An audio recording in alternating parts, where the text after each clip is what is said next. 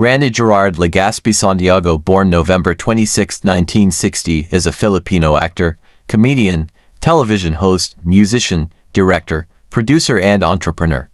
He is the older brother of Raymart Santiago, Roel Santiago and really Pablo L. Santiago Jr. He graduated from De La Salle University. Santiago is rarely seen in public without sunglasses due to lazy eye.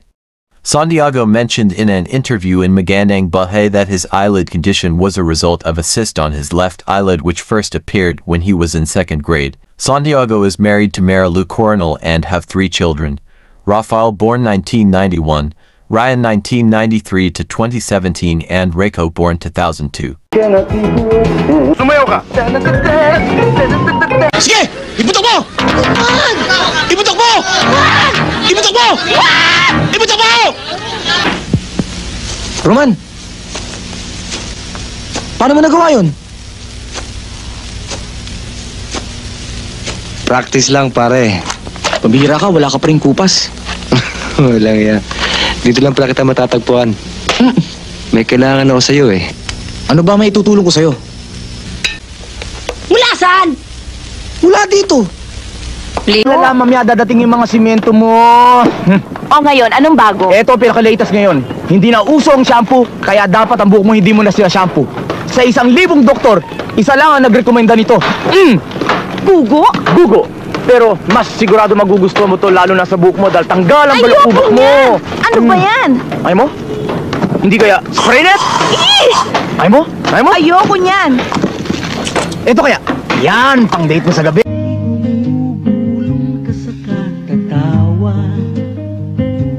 naninikip ang iyong dibdib at hindi makahinga, naghaharutang magdama ang ating mga puso. Kasiyahan natin walang katapusan, naglalalalalambing lang naman ako sa iyo, naglalalalalaro itong malabihong puso. Nasaktan man ang iyong damdamin ay di ko sinasadya, naglalalala lambing lang naman ako sa'yo.